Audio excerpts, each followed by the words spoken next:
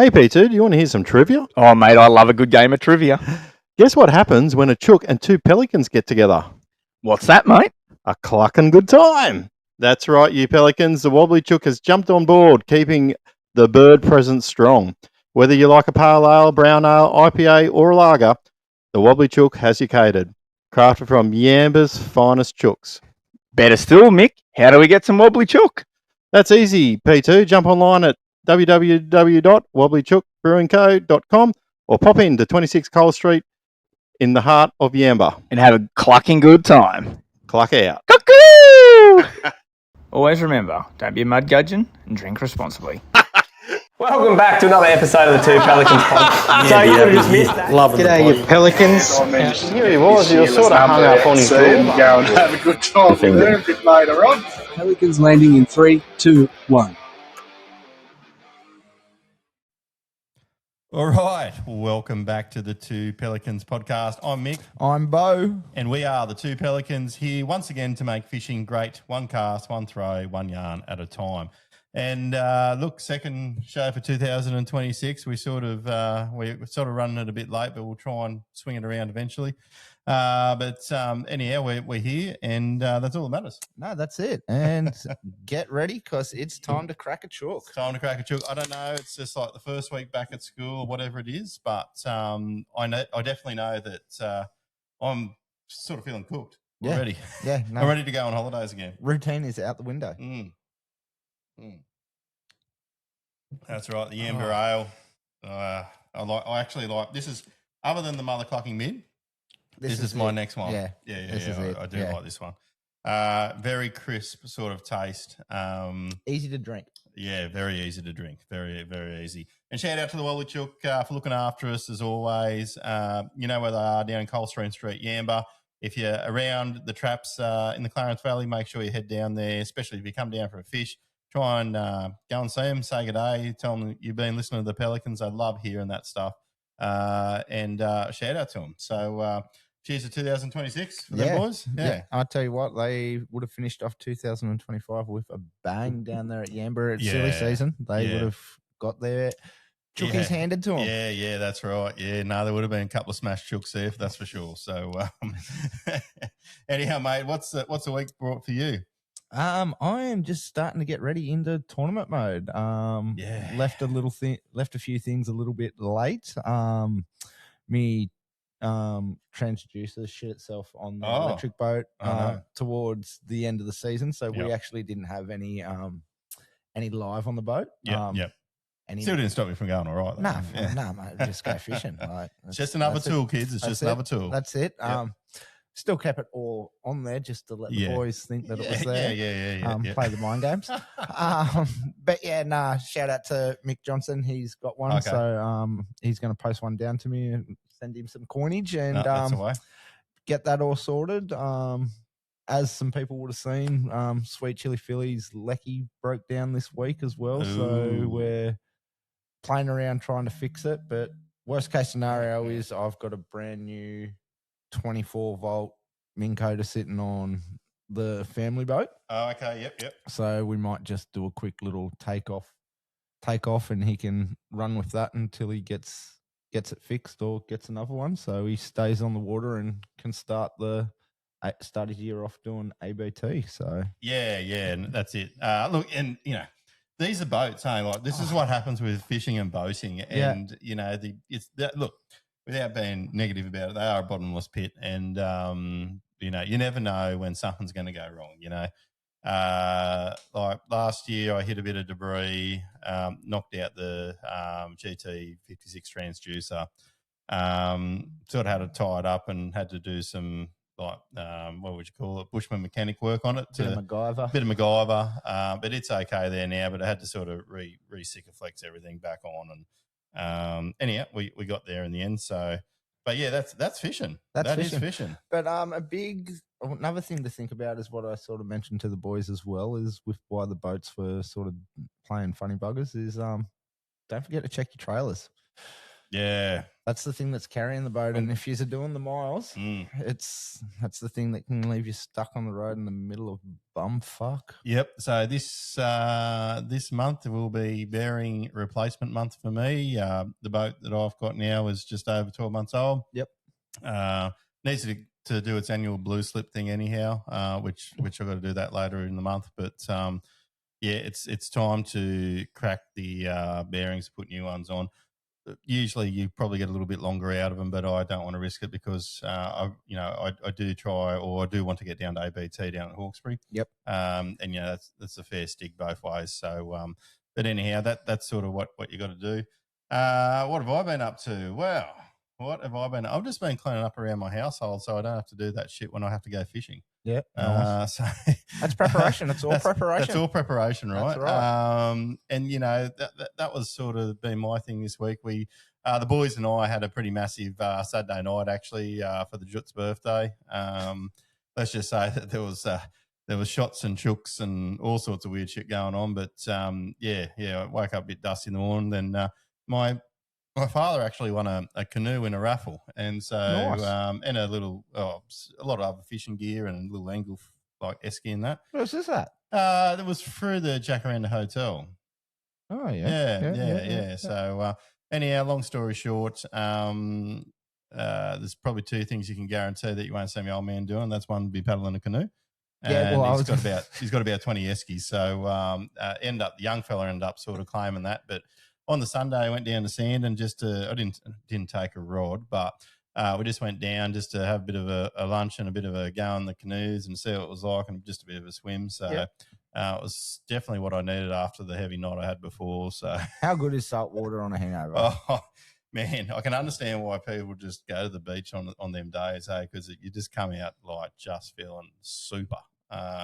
I'd hate to be, you know what I'd hate to be? I'd hate to be living at the beach full time and being an alcoholic, because you just go in there, come back out and just do it over again. Eat, sleep, repeat. I hate seagulls. Yeah, seagulls. Yeah. Pelicans are all right, but Pelicans are great. Pelicans tell you where the fish are. Yeah. Seagulls tell you where the best fish and chip shop is. Yeah. The other thing I wanted to bring up too, last week we spoke about, my holiday and all that, but there was an incident that happened and I felt like I needed to talk about it. But and we never name names here on the Two Pelicans podcast, but anyhow, long story short, we're sort of sitting up there at the headland at Woody Heads, having a feed, having a few cans, and then these other people just started a fire just over the other side of us there, like say probably about 10 meters away from us. In the on the headland in the nature park? There's a fire pit there, right? So okay. You're allowed to do it. So anyhow, long story short, they did that, but then they started throwing all this treated wood in, right? And it was just like, man, that's pretty shit. And I'm just sort of sitting there minding my own business. But then one of the boys just went over and just picked it up and just threw it out. And then, I was like, oh, what are you doing? Blah, blah, this. And this Sheila just started going off her fucking head and just going. A Ray. Just going, fuck off. Fuck off. Fuck off. That just went on for like about 10 minutes. And it just echoed through the park. So and people that don't know this park, it isn't a big, it's not a huge one. It's not a big park. It's not a huge one. Yeah. So just thought I'd bring that up for Mud Gudgeon of the week. But just MAD, like proper MAD, probably got some mad health thing going on, but or just obviously sitting there next to treated wood and sniffing it too much. I was about to say it might have something to do with the sniff that they were burning there. Obviously one of Womba's locals. One of Womba's locals, yeah. We I think we've tracked down her origin, and we won't say where she's from, but yeah. Anyhow, and then it all sort of got a little bit funny, and there was nearly like a punch up and all that. But anyhow, a funny punch up. Yeah. All well that ends well, I think. But yeah, it was interesting times. The other thing that I got up to through the week was we did a little bit of crabbing with the Jut. So we went down out the river here and we got a few crabs. Nice. Yeah. Just put the dillies out, and it wasn't super productive, but they were there, and they put it this way: we didn't have to get the measuring tool out for any of them. Yeah, nice. Yeah. So they were all pretty good size. So and I've noticed that the trawlers have been Jaws are working around. Yeah, doing a little bit. Yeah, we might have to do some research into that because I did get a message from or a discussion with one of our listeners about maybe they're shutting everything up in the river for a bit again. So I heard May. There you go. Yeah. Okay, yeah, we might have a bit of a look at that and see where that's at. So that's just Brushy Island pub talk, but I heard back in May they're going to be shutting it down again until September, December, I think it was. Okay, so just a short stint potentially. Okay, righto. And that I was happy because as soon as I heard it, I was like, well, that's bass. Yeah. That's bass spawning time. And that, but rumor has it that from before the ferry, they're a bit smaller, but the ones up in the lake, there's some nice ones up in the lake. Okay, all right. As in Woollawara Lake or Broadwater? Broadwater. Okay, yep. All right. There you go. If you're a keen crabber, you've got some intel there. My mate might end up shooting me for talking about that sort of stuff, but anyhow. That's just Brushy Island talk, mate. Well, that's island life on Brushgrove. That's exactly right. So, anyhow, moving on from that, we'll just get into a bit of a news, I think. First ABT, Brim. Yeah, how good did it look? For you, I felt bad because I knew how bad you wanted to go down there. And for the fellas that got to fish it, holy shit, it looked like it was a fun bloody couple of days. Yeah, and always a bonus when it's a little bit calm and you don't have to – it's that rough where the year that I did it was that rough. You had to actually trailer from spot to spot. You didn't drive across the lake because it's just way too dangerous. The green caps were just horrendous. The groundswell that comes up on them shallow lakes is quite bad. So, but yeah, look, I just decided. I think I pretty much decided there last year with holidays with the family and the rest of it and the job and everything else that I just couldn't do it. And it's there. It's Tasmania. Yes, there's a couple in WA, whatever, but.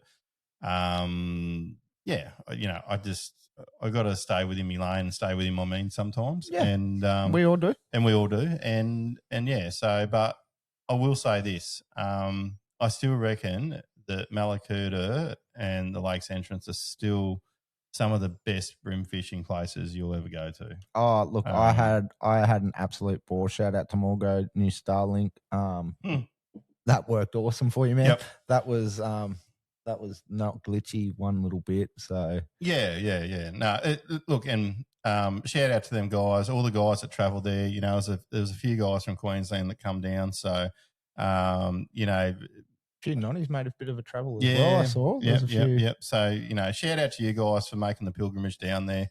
I know the Victorian guys would appreciate it, and it's obviously what we need for the sport to keep going. So, but let's just get into it. Stephen Pryke. Now he ended up winning there at about 12.8 kilos for the 2 days. Like that's just epic. But that is how big they get down there. You know what I mean? Yeah.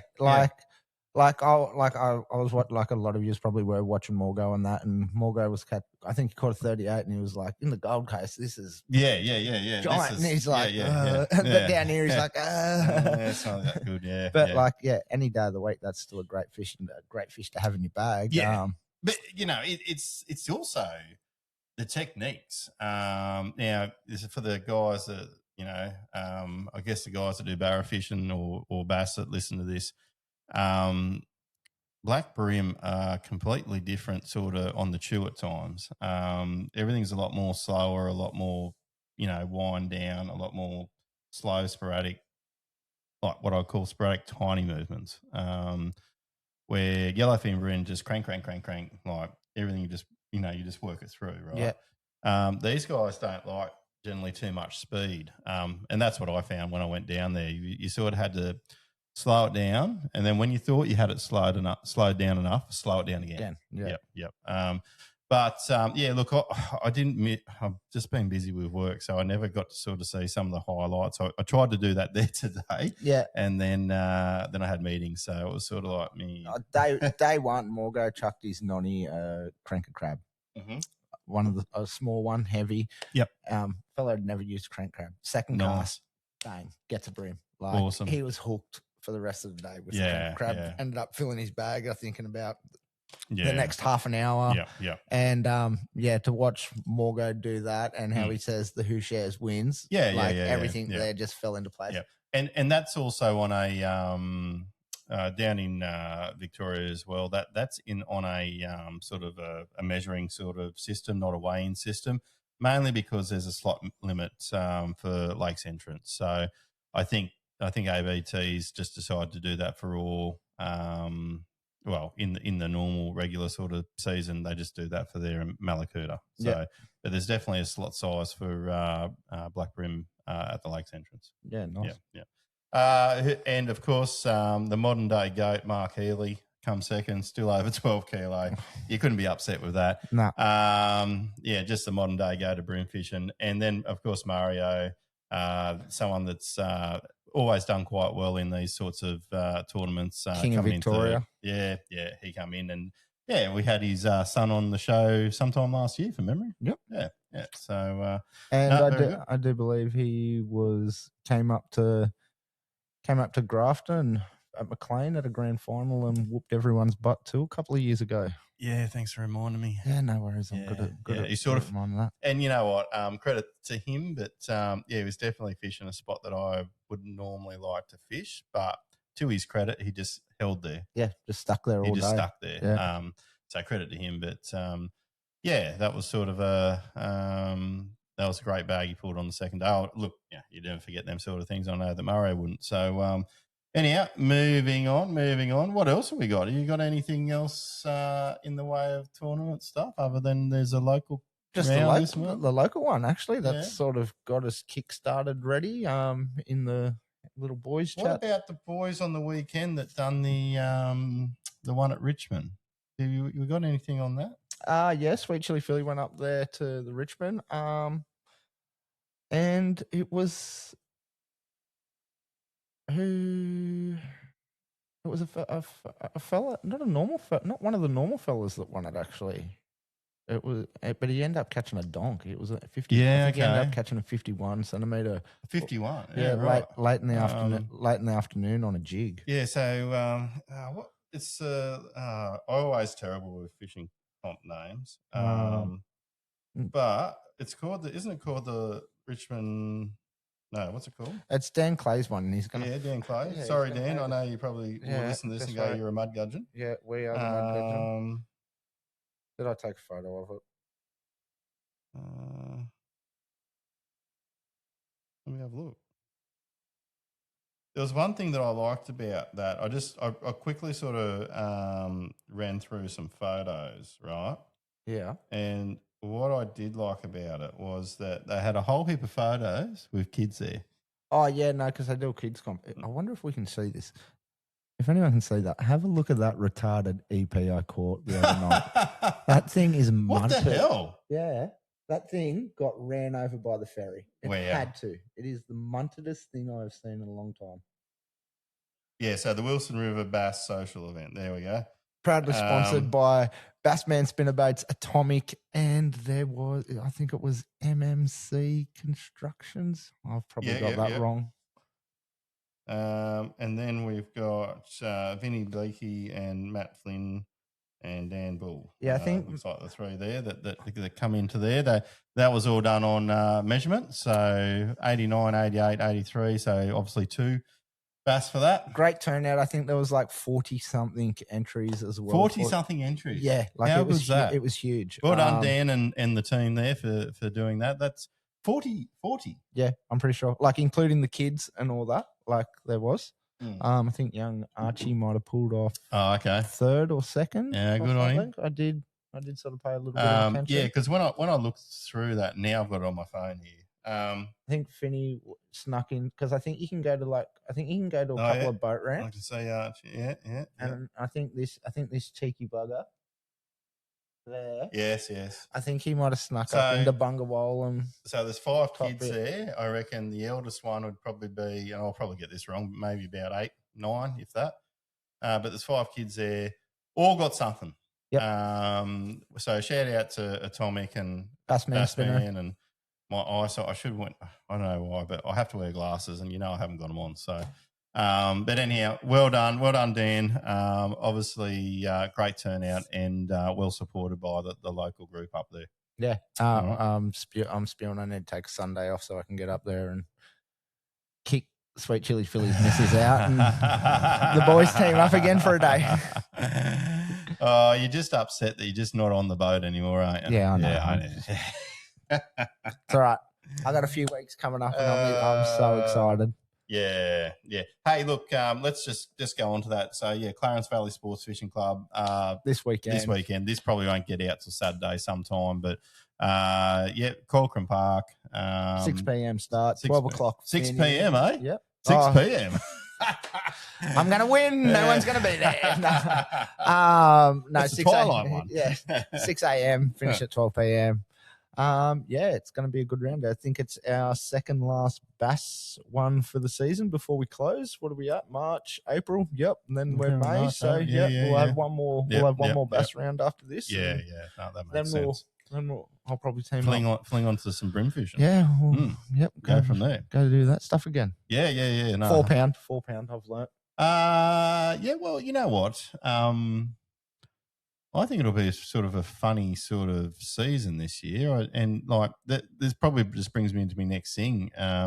Maybe someone that listens to this can tell us what the weather forecast is going to be for this area this year, because last year we just had copious amount of rain. All flooded.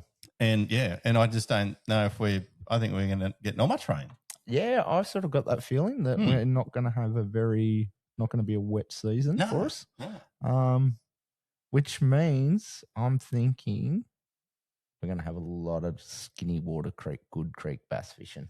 I don't think we're going to have a big surge of fish coming down this season to breed. No, I definitely think that will be the case. So. But in saying that, our main river is still fairly stocked with a lot of great fish. Of course. But the big girls that you see, Mr. Curtis Parker smacking up in our top hinterlands. Yeah, they won't be coming down. I don't think they're going to have a reason to come down. No. And that's just the way it goes. It's sort of like old wives' tale of the 7-year cycles. I don't know how true that is, but because of all that rain that we just had, like that was probably the year. Like I heard really good reports up at the gorge. Look, Curtis can just find them anyhow. Yeah. But I think that was the turn of the 7 years. So if you got up there and made the most of it, you probably did really well. Yeah, the last time Joey got up there, that was a peak time, and I think it'll be a few years before we see something like that. Yeah. It's a bit like Point Break, and at the end there, and they've got the big swell, and he's like, "I ain't coming back, Johnny." It's like the bass, and we ain't coming back. Just standing up on top of the waterfall. How you going, Joey? Joey. So anyhow, look, the one thing that I sort of did quickly just pick up there today, and credit's got to be given where credit's due, right? So fisheries have got a job to do, right? The rules are pretty clear. Did you see what I saw too? Yeah. So just a local fella from the area fined $22,000 for a commercial amount of crabs that he had stocked. And this is a process of nearly 12 months in the making, because this was that he was apprehended before it was Easter. Just before Easter. Yeah. And that. So shout out to North Coast Fisheries. Yeah, that's right. And look, don't be a mud gudgeon. Do the right thing, and if you do the right thing, everyone's happy. No one's got a problem, right? So. Just remember that, guys. Just do the right thing. It goes a long way. Keep yourself out of trouble. Keep your mates and your family out of trouble as well. No, exactly. You know what I mean? There's nothing worse if you've got kids in the boat and you get pulled up and there's a drama. Like, you don't really want your kids to see that, or drag your mates into it and all that kind of shit. So, just do the right thing. So, and just a friendly little reminder for people that like crabbing in Grafton or want to get into crabbing and are listening for the first time, McLean Courthouse back down to Grafton are only dillies. Dillies only. No traps. Yep. The main reason for that is the freshwater turtle. Mhm. It is a bit of a pest when you're crabbing in our operations. I know the bull sharks are pretty bad at the moment in the dillies. Tell me about it. I know. They're everywhere at the moment. It's ridiculous. Yeah. But yeah, so yeah, from the courthouse at McLean back towards Yep. Grafton, just use 100%. dillies, guys. Keep the pots out. Yep. I have seen, unfortunately, people chucking a few pots out. I have went up to them and said, "Hey guys, Yeah. just want to let you know, Yeah. this is it." But yeah, don't be a mud gudgeon. Well, funny you should say that because we did that once, and we were probably banging a few chooks back in the day, and anyhow, done all the wrong things too. All it was a bottle with no details on it, just there, and we're like, what's this? You know, we pulled it up, and anyhow, bloody sure as shit, it was a bloody trap in Grafton. And anyhow, threw it back out. And anyhow, as we're driving off, this boat comes flying over. "Oh, what do you think you're doing? Rah, rah, rah, rah." And it's like, "Mate, you're not meant to have a fucking trap here, eh?" Yeah. And he's like, "Oh, yeah." And we're just sitting there taking photos of his boat. And we're just going, "Yeah, we're just going to send that off to fisheries, mate. Just Calmy Farm. They'll give you a call soon and you guys can have a fucking discussion about it." So, no, look, you know, There's a little trick to get away from checking people's pots. Yeah. 101 Mick Corbett. Look, there was none in there, all right? So. Who's the mud gudgeon there, guys? Is it me or the other guy? Seriously. No, that person done the wrong thing. So, well, no, this is the thing as well. If that pot isn't properly marked, I've been told you are there's some sort of legally allowed to remove some sort of rule about that. I thought, but I don't know if that's a real grey area or if that's another Brushgrove Island. Oh, Brushgrove. No, mate, Brushgrove Island has its own set of fucking rules, doesn't it? I've got to check. Does it even have its own postcode? I've got to check that shit.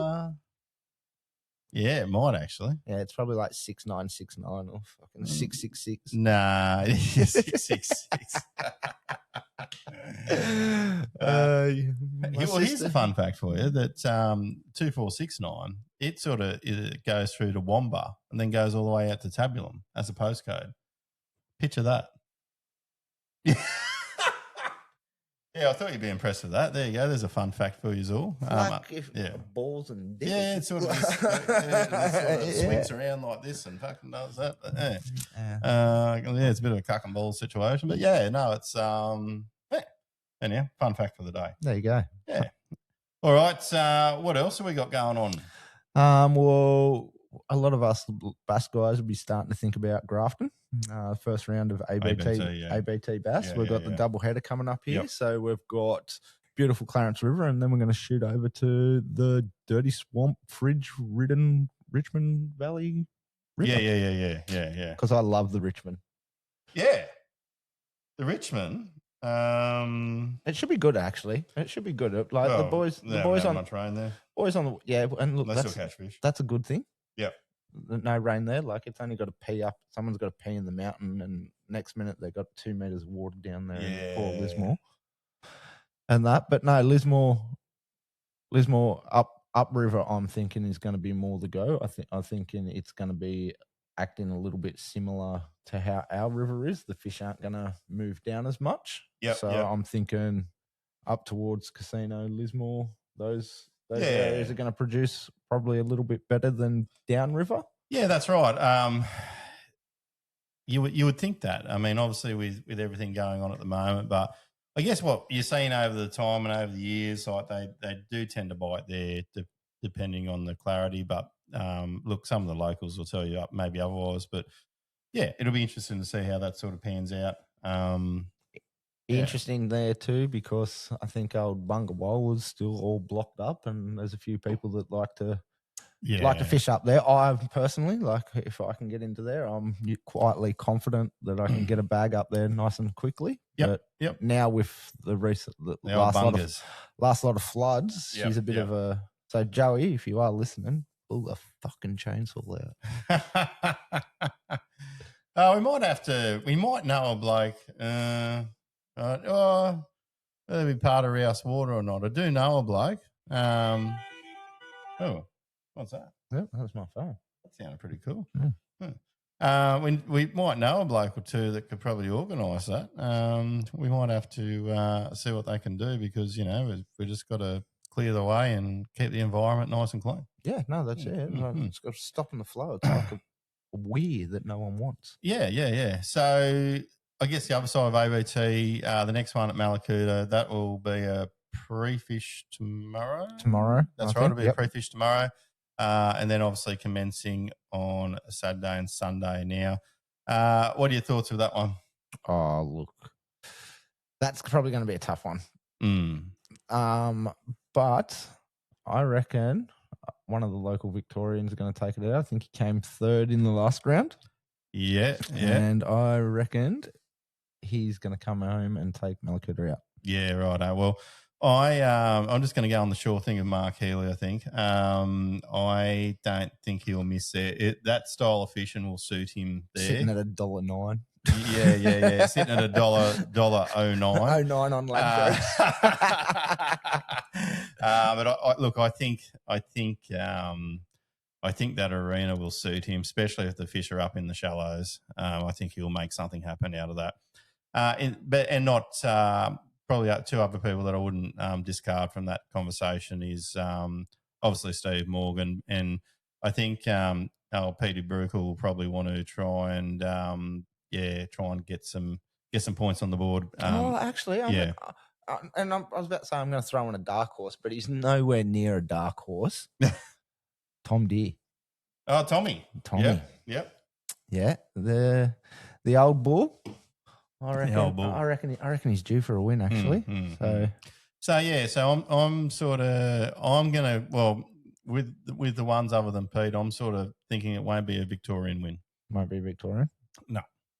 So too much pressure for him. I'll crack. Well, it's sort of, Mallacoota, it's sort of on the border of New South Wales and Victoria. So, it's sort of not in the heartland of Victoria, you know what I mean? Neutral land. Like Lakes Entrance. So, look, anything's possible, but, anyone, look, even Cromo, if you can fish that sort of and be confident in fishing that, 3 foot of water off them edges, man, the yellowfin will be there. Yeah. There's no doubt about that, especially right down the front. It might be backing back to some lighter gear to get them into the bite, but they will be there. And then up into the upper necks of it, there will probably be some black brim there that are going to still be in that sort of shallower water.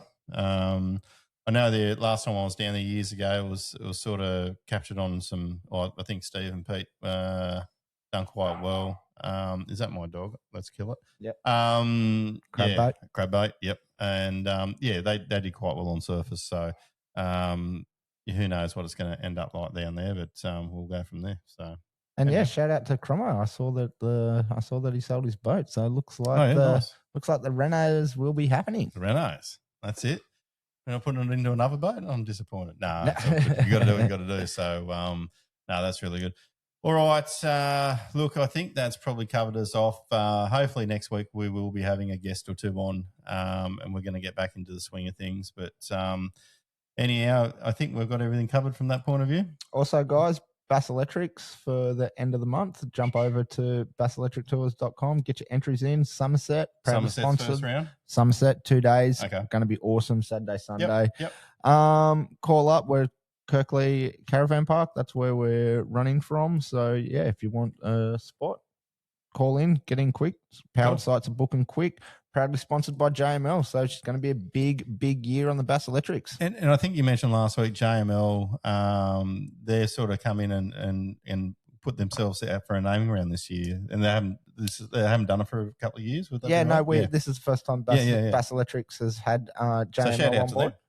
Shout out Tony and the boys. Yep. And also a huge thing, they've also come on board as the AOY winner prize pack as well. So not only have they come on board to be a sponsored round, they're the AOY prize pack as well. There you go. That's really great. JML. Yep. That like they speak for themselves with the brands that they have under them in bass and brim fishing. Really. Of course, yeah. Look, brim gear. The SX40 stuff, the crab weights, the Maruku crab. I don't know how many times a ZX has and a ZX has got. I forgot about the ZX. Sorry, I don't know how you forget about ZX. Like the ZX. Oh, they do everything. They catch everything. They do. Like Tyson took the boys out the other night. And they were sitting at the front of the tavern. And okay. Jetty loves a pink ZX. Yeah, Tyson's young fella. Mm-hmm. Absolute craze. I don't care who you think you are. He will match you at blade fishing. Yeah, right. Yeah, he's a little freak.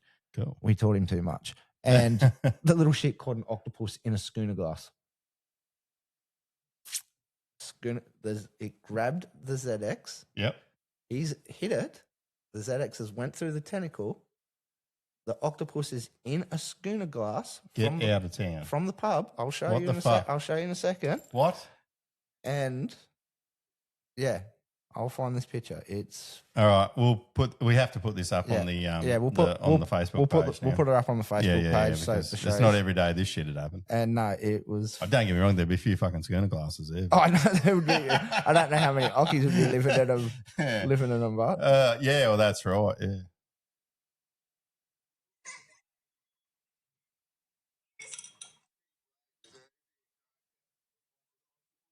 Wow. I'm done. I am done. Wow. That's pretty cool.